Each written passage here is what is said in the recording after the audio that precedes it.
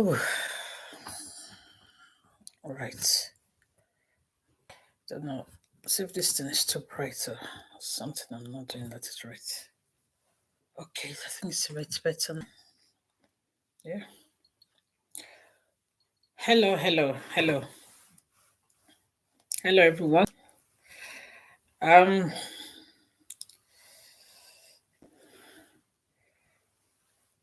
why do men abandon their wives and children and then run away to be with a younger woman or sometimes even an older woman? So it's not about the age of the woman, but now we're talking about the occurrence itself, having to abandon the wife of your youth with the children and then just do a runner. Sometimes without notice, sometimes without, you hear a lot of women saying sometimes no quarrels, nothing. And then perhaps the woman, all this while, she's been married to this man 25 years, 20 years, 15 years. She actually thought they were happy. And then lo and behold, one day she comes back home and notices that all his things are gone, checks the wardrobe, everything is gone. As a matter of fact, the woman once told me that it's been 7 years now that in her own case, the husband did not bother to take all the clothes from the wardrobe. That up to now, 7 years, it's been 7 years now. Everything he left in the wardrobe is still there. Nobody touched it. And she just kept thinking that one day he's going to walk through the door and come back home like a prodigal husband that he is. So we're going to find out why, some of the reasons, and we're just going to explore whether these reasons are really valid reasons why anybody should abandon their family and just do a runner. Because you realize that sometimes these men are in their 50s, some are in their 60s, some are actually in their 70s, and you're wondering, are they actually planning to live their life all over again, to start having children, to start babysitting, to start running helter skelter, doing school runs and everything? When are they going to train the children? When are they going to spend time with the children? Because if they did that mistake at the age of 70 and they now start raising a new family, by the time they are 90, the child is 20, and what happens? These are some of the things. Is that really enough reason to say a man is leaving the wife? Either maybe because the wife doesn't look smart or she doesn't dress up as nice and sexy as he expects her to look, or he feels that there's too much conflict that is unresolved, or the marriage has become monotonous. Sometimes financial difficulties can actually also cause this kind of disloyalty, so to say. To me, it's the worst kind of disloyalty and a betrayal. There's this general saying now that a woman helps a man to build the foundation of a building. She helps with the foundation of the building, putting in sweat, blood, sweat, and tears, and prayers, and hard work, and sleepless nights. And after building the foundation, he decides that she's not good enough to live in that same house where she built the foundation. And he brings in sometimes a younger woman, sometimes an older woman, to now enjoy something that another woman has built over the years. So now let's look at some of the reasons that are given sometimes by men, and let's see how valid these reasons are why a man should leave the wife of his youth, run away to be with another woman, a strange woman. And why also, because it takes two to tango, why any woman, any strange woman, even though she knows that a man is married, does not really care. As far as she can do anything to get that man into her hands, she snatches him. So now the question is, by the time the man gets to her and spends another 5-10 years, is he still going to do the same thing? Is he going to move again? If there is like the reasons that were given by men, that if there are now endless conflicts, control, lack of sex, this new woman is no longer looking smart, The marriage becomes monotonous, emptiness. The children have all left home. And then, if also he thinks that this new woman is controlling him, is he still going to abandon this woman and then move on to the third woman? And then after that, the thing repeats itself again. He now moves on to the fourth woman. The question now remains, how unsettled, if such a man dies while being caught doing this, what will be his end? What will be the story? What is the legacy he intends to leave?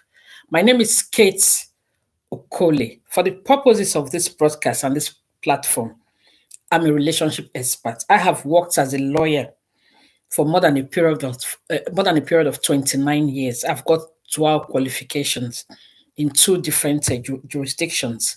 So what that means is that I've dealt with families, relationships of, marriage, issues of children's services, obviously conflict in families that results in social services being called in to take the children as a result of neglect and abandonment, issues of divorce, domestic violence, and all of that. So that gives me a position to say categorically, I am an expert in this field. We haven't done this over the years, so I've got the expertise and the skills, and also the experience to talk on these issues conclusively. Having said that, we learn every day. Nobody is an island, so there are still I still make myself open to opportunities to learn more, even from people's experiences from clients, experiences from family members, experiences from from neighbors. Sorry, I actually like listening to people when they share their stories. This is actually what this platform is for. So if at any point in time you feel you have a story you want to share on this platform, whether you want to be anonymous or you want us to actually go live with you to share your story, feel free to contact me on 073 076 28788. The number again is 073 076 28788.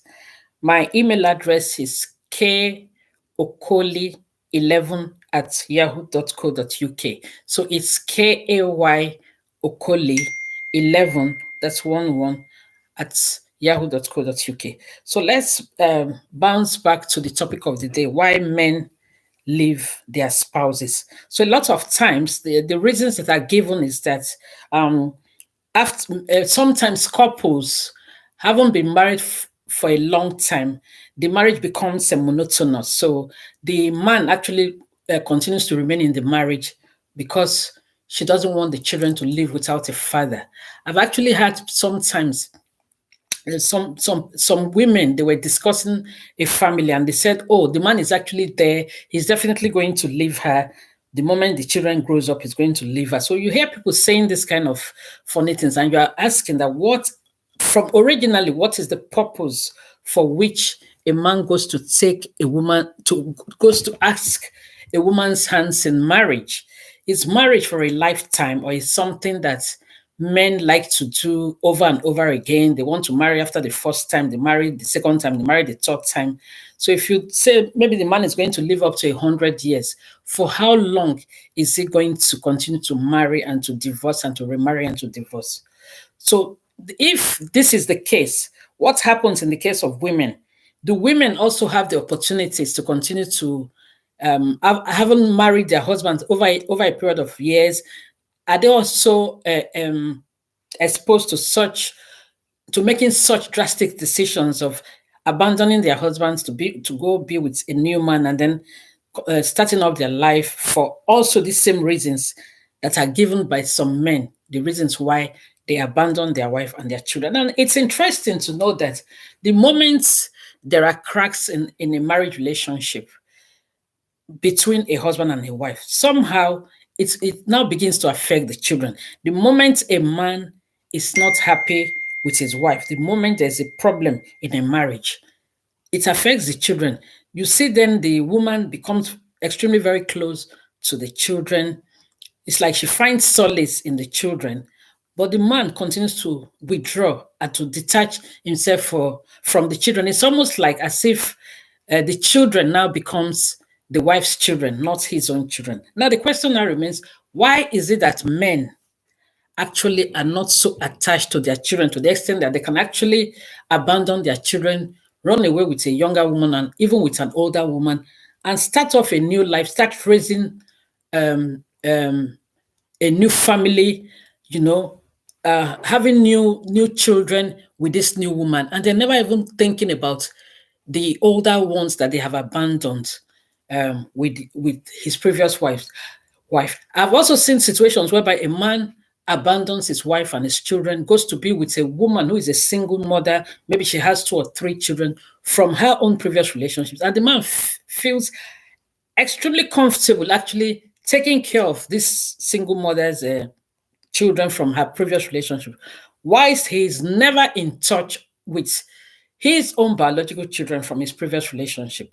So it will appear that the relationship between children and their father is actually dictated by the stability of the relationship between both parents, because the man reacts and kind of warms. Men react. I would say partly that men reacts or responds or are likely to want to bond with their children based on how stable their relationship with the mother of their children is.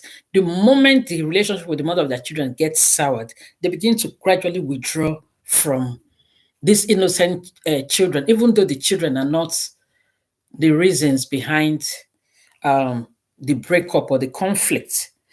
So now the reasons they give one reason, that when there's an empty nest, when all the kids have left home, the man finds a reason to move on with his life.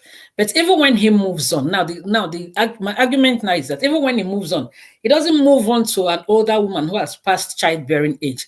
Sometimes he goes and moves on with actually a younger woman who might be maybe 18 years of age or 20 years of age, who has never had any children before, and he starts a new family with this new woman and starts doting over this woman and her children, and start actually doing the things that he never used to do in his previous relationship, becoming extremely very caring, very tender, very affectionate, very loving. And remember, this time he's financially okay. So those times that he used to struggle with his first wife, now he's not financially struggling anymore. And this younger woman is actually in that relationship to impress her, to please her. So he spends a lot of money and a lot of time on this second woman. Most of the things that he never did with the previous wife, who met him at the time when he had barely nothing, and sometimes they were going to bed without eating, or even they were not able to have 3 square meals, but she stood by him. But at the end of the day, he still ends up abandoning her. There's always a reason, giving one reason or the other. Now, the second reason that was given is that when a woman actually neglects herself, neglects the way she looks, leaves herself, becomes, puts on weight, is not looking, really kind of up to date with fashion, or dressing very well, or dressing sexy, because they say men are visual people. The husband now finds her unattractive and is no longer sexually attracted to the wife, and so he begins to look outside to find something different.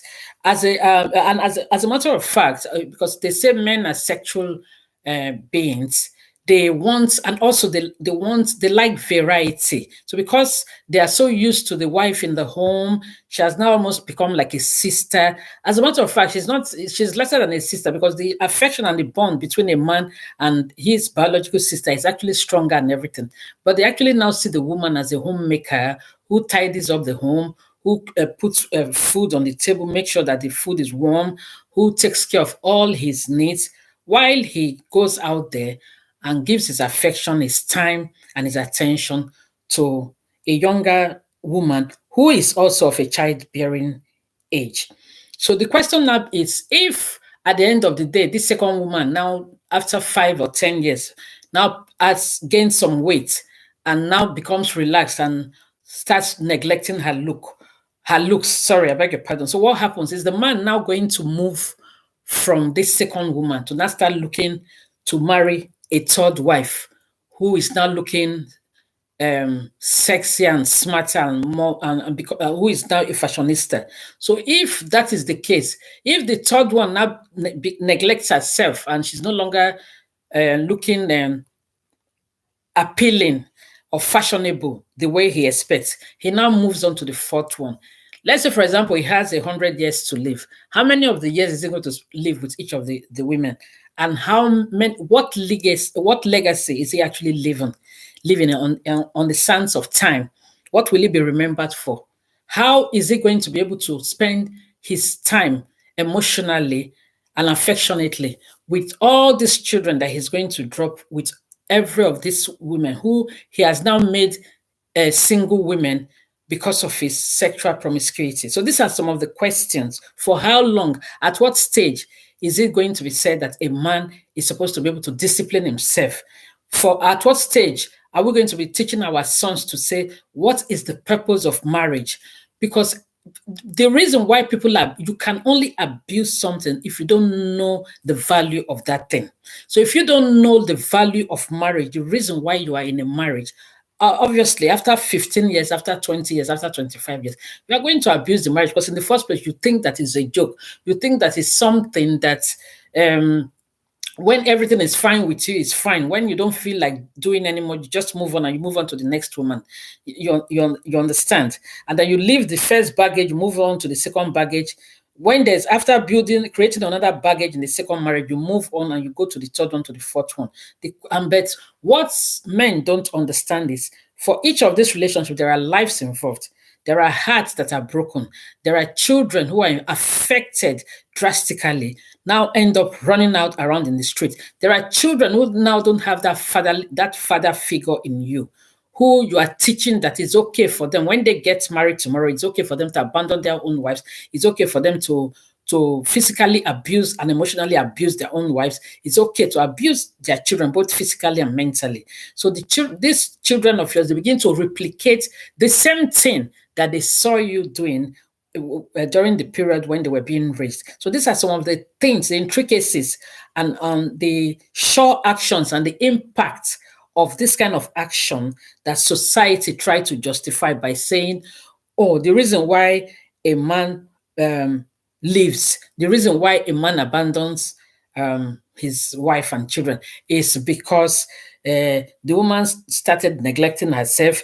She's no longer looking as appealing as she used to be. Oh, the man has been there, the marriage is not working, and has been there trying to hold on to see that the children have their father on ground. But you realize that even that time, a man such as that had a mindset like that to say, let him wait for the children, all of them to be in school or to have left home for him to live. That man may have emotionally checked out of that marriage and out of that home years ago. He may be there physically, but he's actually not present there. So it's very important that we take these things into consideration. So there's nothing like waiting for the children when they have left home, and then he's been waiting, he's been patient enough because he doesn't want them to not have a father.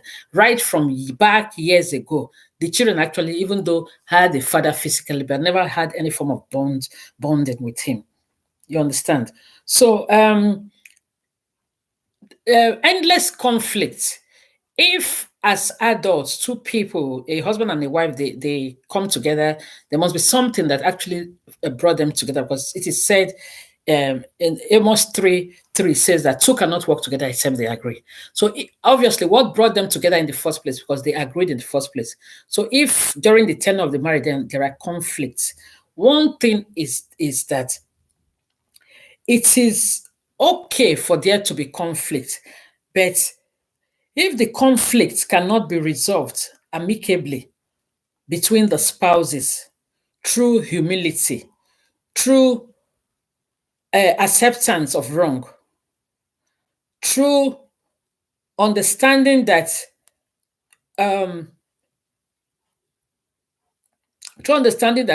that it is not always that we must be wrong, through sometimes stooping low to conquer, stooping to conquer,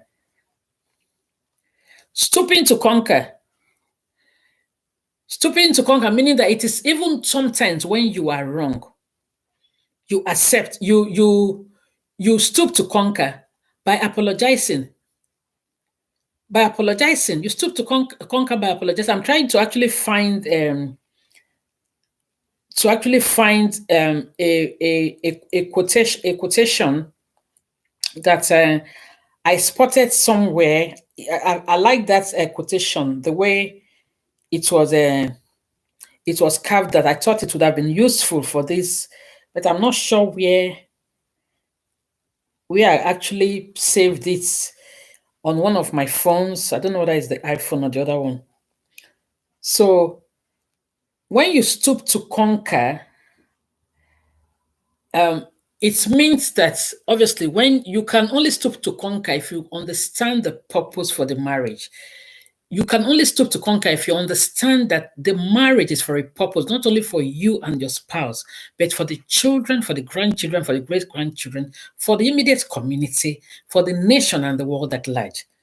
Because when one marriage breaks, it is deeper than just two people going their separate ways. Because a lot of times people say, oh, if it's not working, you can't kill yourself. Let everybody go their separate ways. Marriage is not, there's no marriage in heaven. It is not as easy as that. It is not, you see, divorce is worse than death. Remember, two have come together as one. And then now you want to tear them apart. You want to tear them apart. The pain, there must be pain that is, no matter how much the man or the woman want to leave the marriage in a hurry, no matter how much they try to pretend that. I see that some women these days, they celebrate their divorce no matter how much. You have lived with this person for at least up to 2 years, 1 year. There will be an impact. There will be a negative impact. You feel that loneliness. You feel, sometimes you ask yourself, what happened? What transpired? I should have done better. I should have done things this way. So we're talking about humans here. We're talking about also third parties who are involved. We're talking about two families coming together, and then suddenly the whole thing is ripped apart. So it is deeper, it is in depth. The pain and the hurts and the dysfunctionality that divorce causes, it cannot be overemphasized. And so what am I saying in essence? I really don't believe that no matter what the reason, there should be any, no matter the justification, there should be any reason why a man, after 15 years of marriage, after 20 years of marriage, after 25 years of marriage, sometimes 30, sometimes 40 years of marriage, there's none of this excuse is given actually justifies the reason why a man should abandon his wife and his children and then do a runner with another woman. Now, the question now is, how do we solve such a problem? The only way we can solve such a problem is from the beginning, during courtship, for couples to understand the reason why they're coming together, for these things to be discussed, for couples to understand that a time might come in the marriage when people's ideologies may begin to change. So for couples to be able to communicate, when such a time comes, what are we going to do? When conflicts comes, how are we going to resolve these conflicts? When the children leave home and the two of us are now together alone, how are we going to pep up our relationship, to spice up the relationship in order for us to begin to enjoy each other's company? Now, talking about sex, you realize that a lot of women whose husbands have cheated on them, sometimes they cannot understand why, because they will say to you, even though they are actually the ones that go to make the moves in order to, obviously, to have their husband's attention. And most times it says to them, oh, I'm tired. I've been in a meeting. I've been tired all day. I just want to sleep and all of that.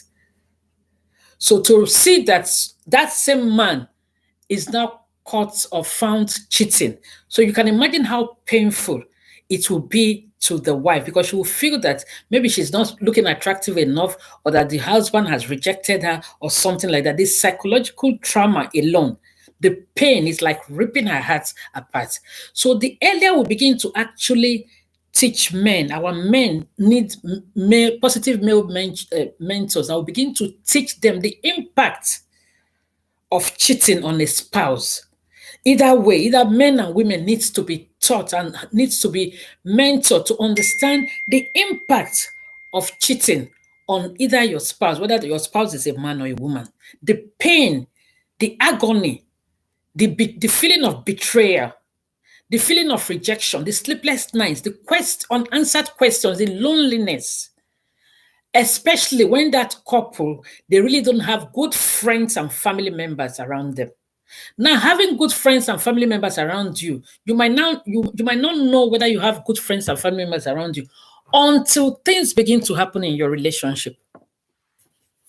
You see, when you have parties, when you have birthdays, you have parties, everything is going smoothly. You are inviting people to your home. You're going to the hall. You think you have a list of friends. 200 friends are coming for your party. You're popping champagne. You're going on, attending functions together. Everybody's looking nice. And then you think you have these loads of friends around you. But you might not know who truly are interested in making sure that your marriage succeeds, who are really kind of rooting out for the success of your marriage on both sides, on both your side and the side of your husband, until something happens. Then you begin to see the true colors of those ones who call either your husband, their friends. There are some, they will say, oh, your husband is not just a friend, he's a brother. We have come a long way back in our nursery school days, way back in the community. We are now brothers. But the day something will happen, that you begin to see their true colors. So men need positive male mentors. Men need to be taught the purpose of marriage. Men need to understand that they cannot continue to relive their life. They don't have that. Men need to understand that we are not here on earth forever. Men and women need to understand that we are not here on earth forever. That the highest we have to live 100 years, 120 years, and we've gone, we're tired.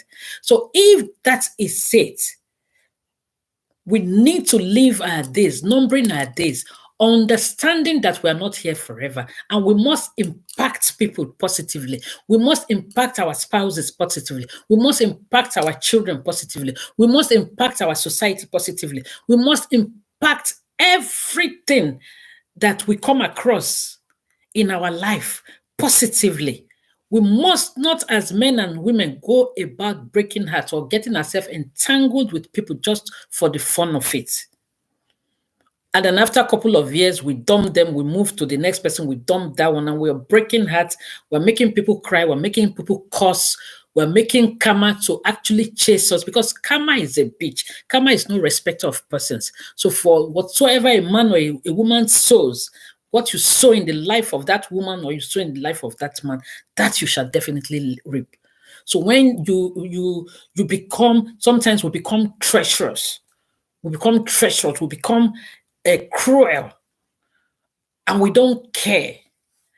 You go into a relationship, a man or a woman is building with you. After a couple of years of building and growing together, you feel that that man is not good enough or the woman is not good enough. You dump them. You don't care. You blank your heart and your mind and your conscience, and then you move on to the next relationship. And after 5 years, you dump that one. You move on.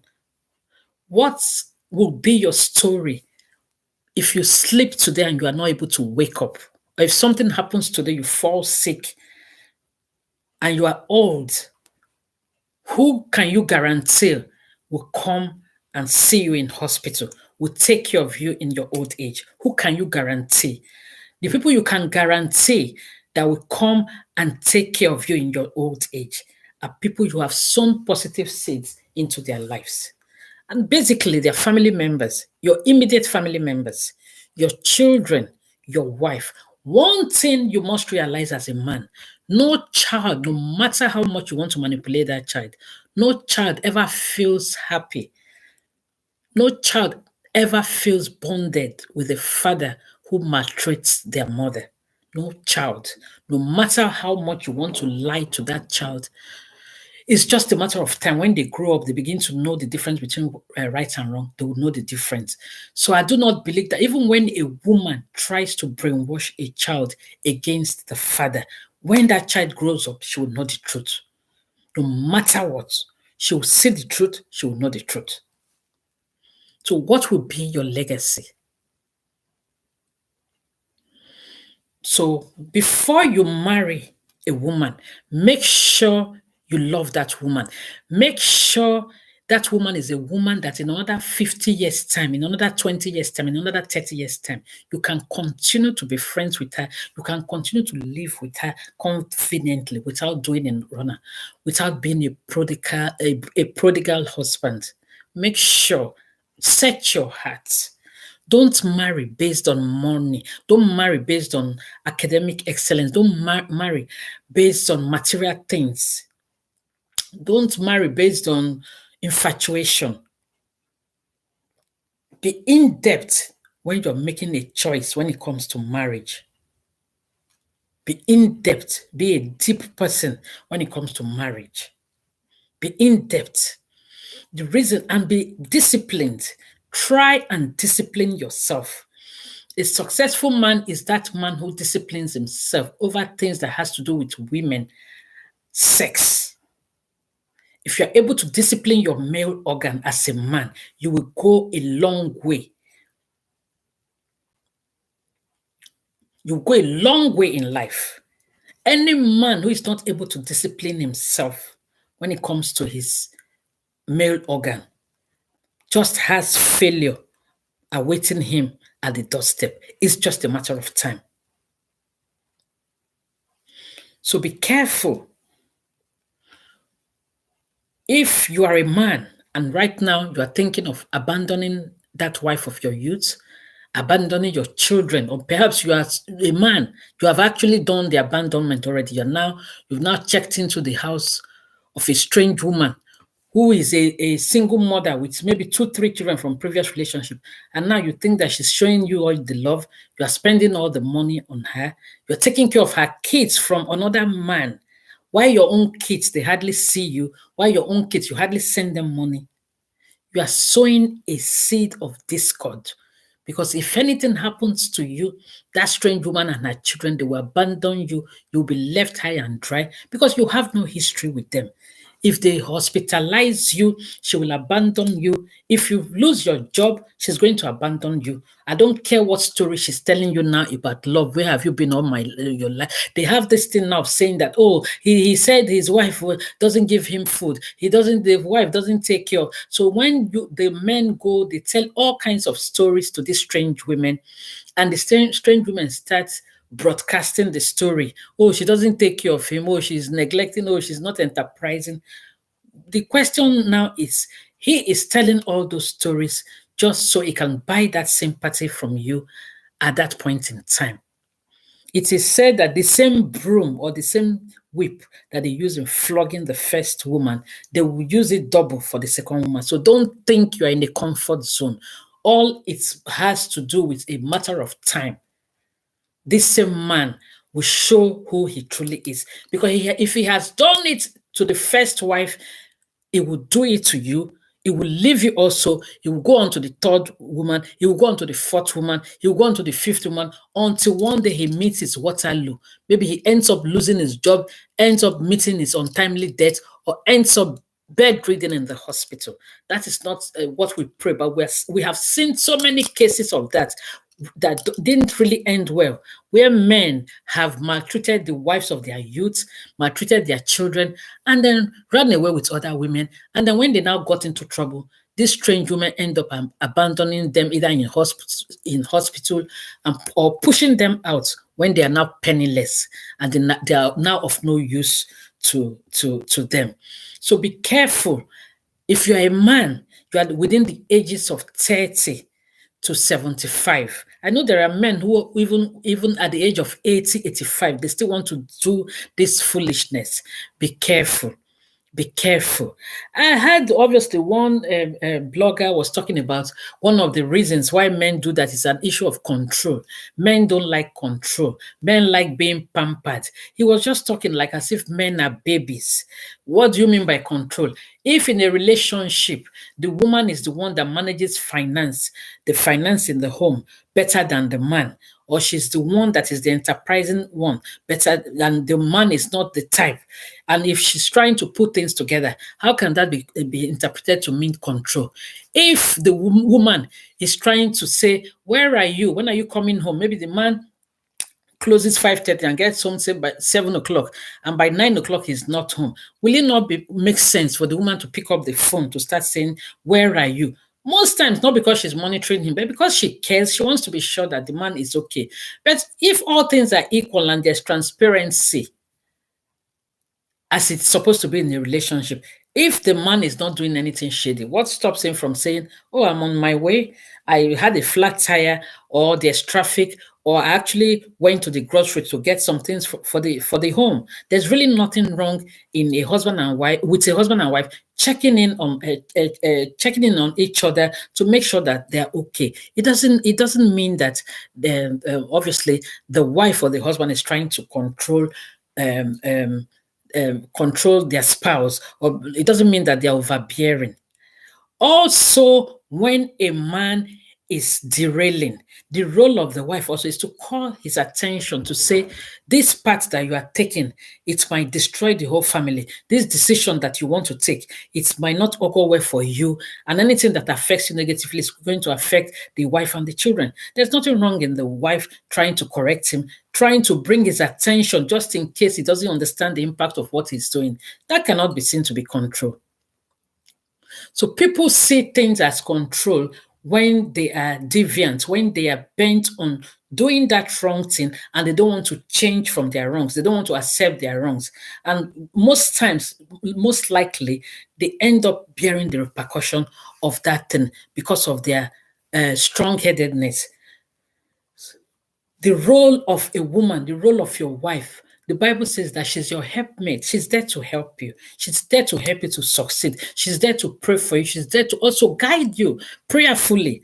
She's there to also tell you, to say to you, "No, this part, this decision, it may not all go well for the whole family if you take this decision. This new company that you are keeping, I have seen that they are influencing you. Your behavior is changing. You're becoming ungodly." If the woman sees that kind of a thing and she's expressing her concern to the man, I really don't think that it has anything to do with control. It's because she's expressing her concern because she feels that they are building a future together. If the man makes one decision, it can destroy everything they have built together. So most importantly, men, when a woman is saying something, find out the motive, find out the intention. Is her intention for the good of the whole family? She might not come across as doing the right thing, but first of all, ask yourself, what is the intention behind this anger that this woman is expressing? What is the intention behind her calling me to find out, "Are you okay? Where are you? When are you coming home?" Find out, try to see what is her intention. If the intention is right, you understand, even you might not like the approach, then you try and say to her, obviously, let there be open communication between the two. But most important, know what the intentions are. The intentions actually can make the action to become reasonable. Like you see what they do in criminal law when a crime is committed. What the prosecutor first of all look at is what they call the mens rea and the actus reus. So the mens rea is the intention. The actus reus is the action. So it is with the mens rea that you can now make an evaluation of the actus reus. You understand? So always look out for the intention of the woman. Men, stay with the wife of your youth. Do you want to be successful in life? Do you want to live a long, successful, healthy life, happy life as a man in your 70s, in your 80s, and you live up to 100 with your children and your grandchildren coming over your home during the holiday, buying tickets for you, calling you, "Dad, how are you?" With your sons going on holidays with you, sometimes just checking in to say, "Dad, I just stopped by to see how you are."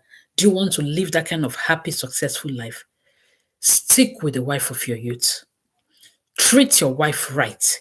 Your children are watching. Your sons are watching. Your daughters are watching. What will it take for you to treat a woman right? Remember, you found this woman. You told the whole world that you have found a good thing. You took your parents, you took your friend, you went and married her. You promised her heaven and earth that you're going to take care of her. So what happened to all those promises? This is why it's important for you to Make sure you marry the woman that you love. Make sure you marry a woman that you love because it helps the longevity of that relationship. It helps the longevity of that relationship. Always look for the purpose of marriage. Because it's when you understand the purpose, then you understand value. So when you understand value, then you will not abuse that thing. It is a lack of purpose and a lack of value for something that causes people to abuse that thing. So always value your marriage. Always ask yourself, what is the purpose of this relationship? Why am I married to this woman? Why am I married to this man? Where are we going? Where are we taking the children to? In what way is our marriage going to impact the whole world? In what way is our marriage going to impact our community, our nation, and the world at large? What are the things that the upcoming youth you are ready to teach them? Or what are the things they're ready to pick, the positive examples that they will pick from your marriage? These are the questions we need to ask ourselves. I would like to actually round up here. And like I always say in rounding up, when God places people in our lives, we've got to be careful the seed we sow in their lives. When God places people in our lives, we must not cause them pain. We must not cause them tears. We must not cause them heartaches. We must not cause them depression. We must not make them to end up in mental hospitals. We must not cause them to be diagnosed with terminal illness, terminal diseases. We must not cause them their early death. So when you take a woman and you marry her and she builds all her world around you, she builds the foundation of life with you, she's building together with you, hoping that you have a future together, 40 years, 50 years, and suddenly you feel that she's not good enough for you. You feel that she has neglected herself. She's not sexy enough. She's not fashionable enough. She's not improving on herself. Oh, there's too much conflict. There's so a lot going up. She's not bringing in money enough. And then you decide to suddenly take your bag and then you do a walk. It's not just enough. It involves tears, sleepless nights, heartaches, heartbreaks, hurts, pain, not only for the woman, the children. It involves, sometimes you see the women, they are cursing. Sometimes they go naked, they are calling God, even not cursing only you, even cursing the strange woman who herself embraces you, even though she knows that you're a married man. So it's not just enough for you to just carry your traveling bag and just do a runner. You need to think about the consequence. Because as they say, karma, watch my lips. Karma, as they say, karma is a